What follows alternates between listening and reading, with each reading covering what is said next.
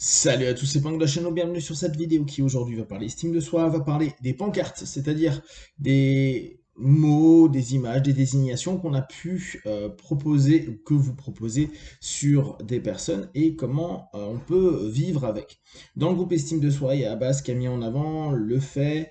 suite à le visionnage d'un podcast que j'avais fait, que je mettais en avant deux types de personnes, les personnes qui sont douées, les personnes qui sont plutôt travailleuses, bien qu'il y a des personnes douées qui travaillent, et des personnes qui travaillent et qui ne sont pas douées. Ouais, bon, bah, logique, hein. Dans cette démarche, il disait que il a eu l'habitude, en somme, que on le désigne comme ça, quelqu'un de doué, d'intelligent, mais qui en fout pas une. C'est assez intéressant parce que la plupart du temps, on est plein de pancartes et c'est compliqué pour avoir de l'estime de soi, c'est-à-dire de donner une valeur à un moment donné par rapport à ce que l'on est, ce qu'on nous représente, ce que l'on perçoit de soi et ce que l'on envoie aux autres, est ce que les autres nous renvoient, de sortir de ces pancartes. En plus, on a un instinct euh, de validation de ce qui a été proposé. Pensez bien, le facteur critique, quel qu'il soit, met du temps à se développer, même si, bien sûr, depuis enfant, si on reprend vraiment une notion hypnotique, et Larry Hellman, je trouvais que c'était sympa quand il l'expliquait, il disait, bah, plus l'enfant grandit, plus on se rend compte qu'il commence à pouvoir dire oui, non, être d'accord, refuser, avoir des idées sans forcément l'exprimer verbalement, mais euh, avoir des stratégies pour faire ou ne pas faire quelque chose, etc., etc. Donc, le facteur critique, au bout du compte, il se développe au fur et à mesure du temps, et même si on a pris l'habitude en hypnose de dire que c'est autour de 7 ans qu'on a un facteur critique, bien sûr que non, ça commence plus tôt, et puis bien sûr que oui, ça dure plus longtemps. Seulement, on a une forme de fidélité par rapport aux suggestions qui ont été proposées par nos parents, par la famille, par les amis, par le système dans lequel on évolue, que ce soit le système scolaire, que ce soit le système sportif, etc.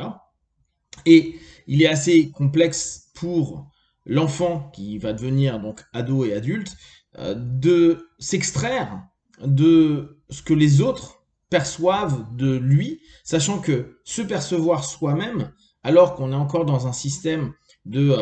composition interne, de compréhension d'un monde, de règles, de codes, etc., etc., c'est super complexe. On s'en rend encore plus compte quand on est adulte et qu'on fait un travail de dev perso, un travail de recherche personnelle, un travail de thérapie pour mieux se capter, pour mieux définir certaines choses, on se rend bien compte que c'est assez complexe de savoir qui l'on est. Donc, par nature, et cette nature nous a donné cette facilité à croire ce que les gens vont dire, on plonge très facilement dans ce que les autres disent de nous et donc, si c'est positif, en stroke positif, donc en unité de reconnaissance positive, on peut se dire, bon, bah c'est cool, il me dit ça, il se marre et ça a l'air d'être sympa, je prends. Voir si c'est constamment répété sur des strokes négatifs, on peut aussi le prendre et se dire, bon, bah voilà, donc en fait, je ne suis que ça. Je suis défini par la pancarte, le mot, le verbe, la réaction de la personne, et vu que mon facteur de jugement n'est pas encore assez élevé pour sortir de ma croyance, parce que c'est là où ça va être complexe, et c'est avec ça que je joue l'hypnose, je vais modifier et recadrer une croyance en diminuant le facteur de jugement pour que ce qui est proposé, la suggestion, puisse devenir une croyance active et dès lors modifier le champ de perception interne et ou externe du partenaire ou d'une autre quand on est en train de faire de l'auto-hypnose. Et c'est là où, quand à un moment T, on va se rendre compte que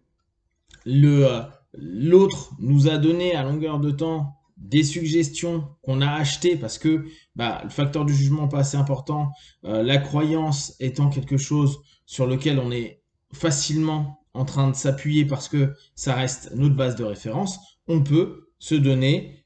une valeur par rapport à ce qui est perçu, dit à ce moment-là. C'est pour ça que très souvent, euh, on estime que encourager est quelque chose de plus intéressant que de diminuer constamment l'autre pour réussir à le faire monter et que justement l'estime de soi puisse se développer le plus possible. Néanmoins, aujourd'hui, on se rend bien compte que pas mal de nos problématiques internes, pas mal de soucis qu'on a de valorisation de soi, d'estime de soi, d'oser s'exprimer, dire, et estimer en plus que ce que l'on fait, ce que l'on dit, ce que l'on a et ce que l'on est, puissent être acceptables par autrui, sachant que souvent, on va attendre comme jauge et comme déterminant l'extérieur, comme nous permettant de nous dire, OK, ce que je fais c'est bien ou ça l'est pas. Et avant d'en arriver là, de- avant quoi, d'arriver à l'étape qui suit, qui est de se dire, bah, je m'en fous de ce que les autres pensent. J'estime que ce que je fais, je pense, je suis, a de la valeur. Bah, il y a un gros, quoi. Il y a un gros taf et c'est très complexe à faire et il faut sortir de certaines pancartes ou valider ou invalider les pancartes. Et dans le travail d'estime de soi, dans le travail de valorisation, il y a à reprendre les pancartes, les images, les idées, les concepts, les nominalisations qu'on nous a données et qu'on s'est données et aller chercher à comprendre leur origine, comprendre si il y a une vérité ou pas, comprendre si aujourd'hui on le maintient simplement parce que ça nous laisse un lien avec le passé et peut-être avec nos parents, peut-être avec de la famille, peut-être avec un système qui à un moment donné nous a donné du bien-être et du mieux-être, en tout cas le moins pire possible à un moment donné. Et donc on garde une fidélité et nous-mêmes on se nomme, se représente, se vend au travers de l'étiquette qui a été proposée sans qu'on ose dire mais non en fait je suis pas du tout ça et ça c'est juste la croyance de mon père, ma mère, mon frère, ma soeur, ma tante, mon oncle, mes grands-parents, etc. ou mes profs et c'est jamais ce que j'ai ressenti. Cette rupture qu'on pourrait faire avec ce pattern, donc avec cet étiquetage qui nous a été proposé, peut être assez violent et pour soi et pour les autres, surtout si les personnes, elles, sont persuadées qu'elles sont dans le juste, dans la projection qu'elles se font de nous. Et nous, ça peut être violent parce que c'est au bout d'un moment se dire, bah non, je suis pas du tout la représentation de ce que les autres veulent, pensent ou perçoivent de moi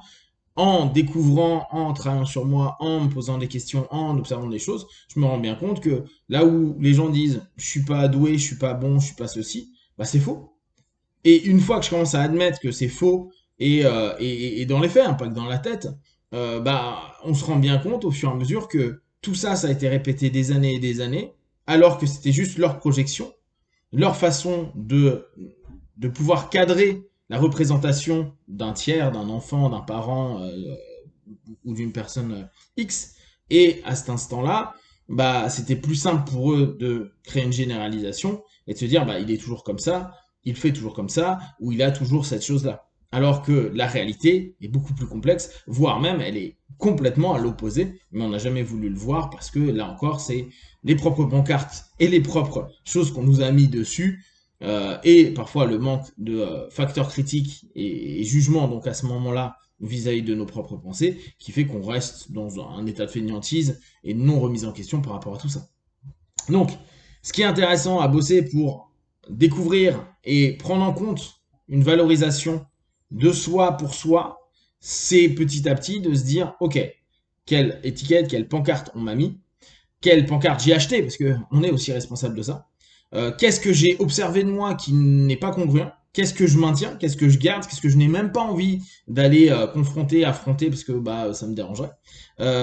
Néanmoins, si je le fais pas, est-ce que j'aurai plus d'estime de moi ou moins d'estime de moi, ou est-ce que je serai dans un statu quo? Comment ça se passe? Et ce questionnement va nous permettre petit à petit de dire, mais en fait, je ressemble plutôt à ça. J'ai de la valeur là-dessus alors qu'on m'a toujours dit que je l'avais pas. J'ai une qualité là-dessus alors que on m'a fait remarquer que rien que le surnom ou le truc était complètement l'inverse. Où je reste parce que si j'enlève ça, les gens me reconnaîtront plus. Et le questionnement de se dire est-ce que j'ai de la valeur par moi-même ou c'est simplement au travers du regard des autres que j'ai de la valeur et donc je peux m'estimer que parce que les autres me le donnent. C'est un vrai questionnement qu'il faudra se poser. Et si j'enlève mon masque, mon étiquette, ma pancarte, est-ce que je serais aimable, acceptable par et pour l'autre? Et est-ce que dès lors je me valoriserais ou est-ce que j'ai encore énormément besoin de références externes, en tout cas une référence externe très importante, plus qu'une référence interne, et donc c'est le stroke de l'extérieur qui prévaut sur le mien, donc sa pancarte qui prévaut sur ce que je peux être, et donc j'accepte l'étiquette même si elle est fausse.